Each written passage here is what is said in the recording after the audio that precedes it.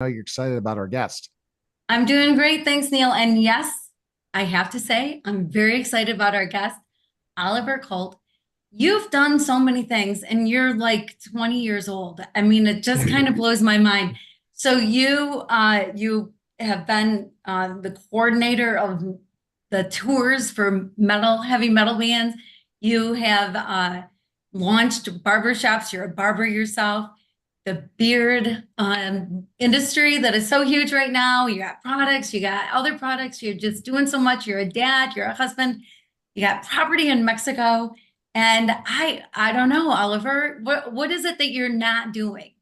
So, so yes, I did all these things in my 20s, but I just turned 30. I'm 31 now. So it's Okay. like I can still get the credit for doing all that in my 20s, but like thank you like for thinking I'm still in my 20s. That would be great. But no, I turned 31 now, so I feel kind of older. But yeah, no, a lot of things have been done in my pre-30s. I had that mindset of go-getter and I did so many things. And now I can just like kick it back more a little bit. Here in Mexico, I just like, I homeschool my kids. So it's like I have a lot more time at home. I sold all my businesses, bought properties. So things, are just operating by themselves. And I'm just like, I get to enjoy at still a young age, spending quality time with my kids while they're young and write books and just chill. That's it. See, you went and had the success quickly and then decided to sell everything and then write. Why Yeah. not? Why write? Do you enjoy writing? Um, yeah, writing was something that my fourth in high school, so in high school in Canada, like you have like it's only like 5 years of high school. And in the fourth year, that's when I almost dropped out. And because that's the only age you're legally allowed to drop out when you're 16 in high school. So I was about to drop out, and my teacher, my French teacher back then, told me that I was so good at writing that whenever we had like essays and stuff like that, like mine were super interesting to read, but full of mistakes, and that if I really wanted to pursue anything in life, it had to be connected to arts because I was already like an arts guy, like music and everything. She was like, you could work at a newspaper, you could be a journalist, you could be this, you could be that, because like you're really like you have good stories, you know how to put stories together, but you suck at grammar, you suck at everything that has to do with technical writing, you're terrible. And so I never pursued any school after high school. I was like, fuck that. I did all my projects, all businesses, and for every project, I was always the one doing all the copywriting for a brand, for everything, like every ad, every commercial, like writing something punchy, catchy that works, that sells. And and then when I sold everything and moved here and had some time to reflect, I was like, you know what? Like I have stuff to say that I think would be great for dads to young dads especially to like hear to motivate them and everything. So I just started putting it on paper and then it just flew like super easily. And now like everything flows. Like I'm writing like another book right now. So everything like flows super well. Oh, well, good for you. Good for you for being as young as you are and discovering this thing. And good for your teacher for Yeah, telling you, no, yeah. right? I think Yeah. she's dead actually now, but I would have Oh, like oh. because I think when we did the like thank you notes and everything in the book, I wanted to give her a mention, and I think I messaged one of my friends. I was like, what was her high school teacher's name? He was like, oh, she's dead, and I was like, oh, okay, I'm just not gonna mention it. Then I can't remember her name, but like rest in peace and thank you. Yeah, so you were obviously a very involved student that you can't even remember your teacher's name. That's Uh, okay. yeah, Hey, yeah, I I'm the was. same way. I hardly remember any of my teachers' names either. So there we I hardly remember being in school. I hardly remember what the go. walls look like. And that's one thing that, if one record that I hold, like in my hometown, is that I'm the student in the last 2 years of high school that skipped the most amount of days and still got the diploma at the end of the year. It was something like I missed like 148 days out of 180 in a year in a school year. And I was like, yep, yeah, that sounds like me. Well, congratulations. Thank you. Thank you. So no, my parents are not as proud as me, but like I'm like, okay, whatever. It worked out. Yeah, oh my gosh, that's so funny. Of all records to hold, that's one, I guess. And so I love the name of your book. Yeah. Badass is obviously a great name. I'm glad you came up with such a catchy title. It's so good. Thank you. And I just like to hear a little bit more about the book because it isn't just parenting tips, right? There's Mhm. more to it than that. Yeah. No, because it's when I started the process of writing that, I was with my wife. We went on a little getaway, and on the other side of Mexico, on the Pacific side, we like a little getaway away, like from just the two of us, and we did a big mushroom ceremony because we try to do mushroom ceremonies, me and my wife, like about like 2 or 3 times a year, just to like reconnect, ground ourselves and everything. And we did one that day, and after the when the mushroom ceremony ends, you're always like in that inspiration mood, and I just started writing because I at first I was writing what I was experiencing in the mushroom ceremony, so like it was like my journaling afterwards, and it turned into like if when I read it back the next day I was like it just seems like I was describing my life to someone, and it was interesting, so I was like, okay, I should turn this into a book. So then it was all about fatherhood at first, and then as I kept writing I noticed that being a good young dad, like a dad like a badass dad, is a lot more than what you do with your kids. It's who you are as a person, how you treat, like how you find the right partner, how you handle situations, and how you grow as a husband, as a man, and as a father. So all of that is linked. So in the book, I go through all the process I've been like from being 19 and wanting to have kids at 19 years old because like went on tour, was cutting hair, and a lot of dads were talking to me like, "Oh, I miss my kids, blah blah blah." I've been on tour for like 2, 3, 4 months, and the way they would talk about their kids would just like make me want to be a dad so bad. So, but at 19, I was just like a drug addict, tour manager, like nothing figured out. Like, so it would have been the worst time for me to have kids, but I still had them young, and then I had to grow from that, and then use all this baggage as not baggage, but as something useful to teach my kids. So I touch a little bit on all of that in the book, and I think it's a fun read because all of it is based on humor. It's all jokes. It's fun. Every beginning of each chapter is a story that from my life that I bring onto a subject. If I talk about school, the first that because I have a chapter talking about the school system in Canada and how like I homeschool my kids, but that beginning is a story about like my life in school and everything. So I try to put my life, but at this, so it's a mix of between a memoir, biography, humor, parenting, relationship, bit of everything. Wow. And I'm just impressed by how you're trying to define a dad now. You're trying to make a new definition of a dad.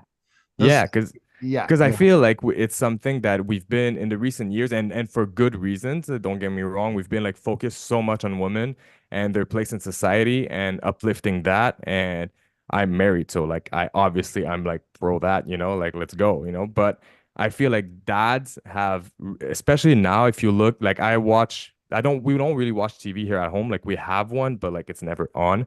Um, but like when I watch movies and TV shows with the kids, the dad usually is the dumb one in every show. Like you watch any kids show, the dad is the loser who doesn't understand the kids, who's like stupid and almost every show. And I was like, how is that something that as a society we're comfortable with? We're comfortable with showing an image of weak loser dads who don't understand their kids, who don't get their kids. That's always the same scenario. Like the dad doesn't understand the daughter or the son, and then there's kind of like there's a distance being created, and like we're cool with that. I'm like, no, that's not cool. Let's show something else. Let's give that hope because in all these movies, it makes it almost like normal to have a shitty relationship with your kids. And I was like, let's make the book fun so dads want to read it because I know guys don't like to read. So I'm like, let's make it fun, let's make it funny, and guys will want to read it, and hopefully it's gonna inspire them or like motivate them to be better dads and not to be like the dads that you see in movies and cartoons and everything. Yeah, you make such a great point. I haven't really thought about it, but it's so true. I'm thinking of like some of my favorite shows like Modern Family and Yeah, where the dad, I mean, he's a good guy, yeah, but he's not as smart as the wife and never. he's not connected Never. to he doesn't really understand the kids and that's so true. I Yeah, and wonder why it's gotten to that. I don't know because again there's an agenda and I don't know where they're trying to bring that, but the it goes in that direction all the time, Like, oh, it's my wife right now. But yeah, like it goes in that direction always where the characters are trying to always uplift the woman in the show, you know, because well, women watch more TV, they consume more, you know, like they consume more of the of this. So it's good for the woman to always be the star. And I get it, but to a certain extent, also like women, I believe would like to see a show where like there's a like a chemistry and everybody wins, you know, like the man, like they're like the main character, like the wife is married to like a husband who's like not just like rich and got his shit together, no, like who's like passionate, does the right thing, says the right things, who's not a dummy, who understands situations, who's not like always like, oh, like I don't know how to handle women, you know, like it's so I really just think that it's part of the of a of a way to sell more. You know, I think women consume more TV, so they don't really care about the male audience, and they make males look fucking stupid. That's that could, in a way, that is true based on depending what shows you're watching and things like that. What is your hope with the book? Um, Honestly, like for this book is the first one of many, like I said, like reading, like writing and reading. Now I've been reading a lot more since I started writing. Like I haven't, like I wasn't like a reader before, like never. And then when midway through my book, I started having the desire to read other people's books, and not even in the same category, just to read and to be part of that culture of books and authors. And I found a passion for it.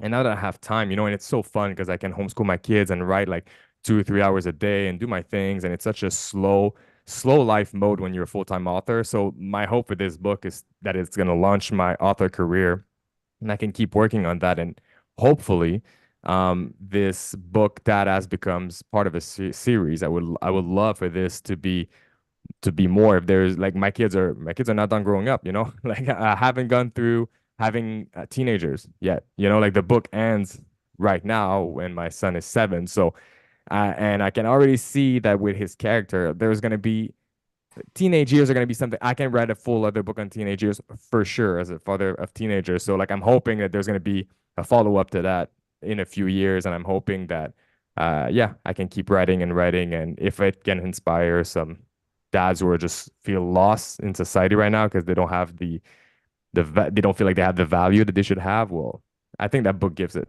value. All right, Kim, Yeah. go ahead with, yeah, what you're gonna say? Yeah. Oh, yeah, I was just gonna say, I think it's a great idea, and he's only 7, so those years between now and 11 are big, you know, Yep. between now and 10. There's so much change every year when your kids are growing up.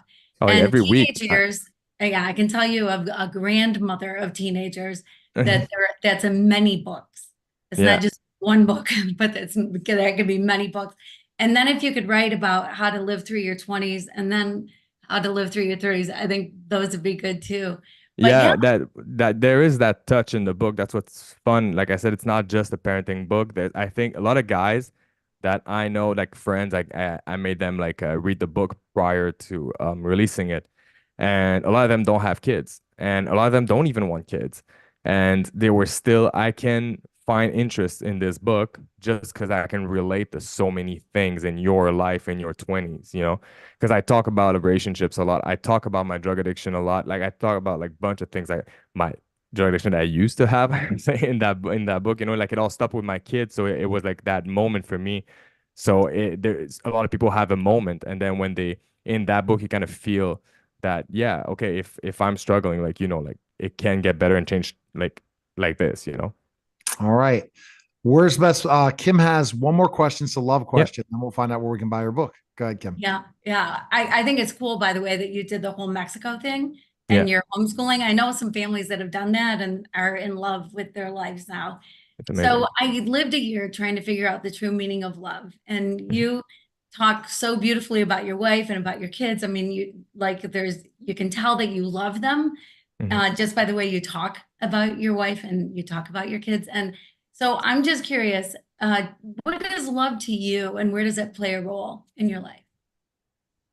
See, like I've grown grown up in a household where and I think I touch a little bit in the book about it, but not as much as I could have. But for a reason because I just think it's going to be maybe useful in the book at some point.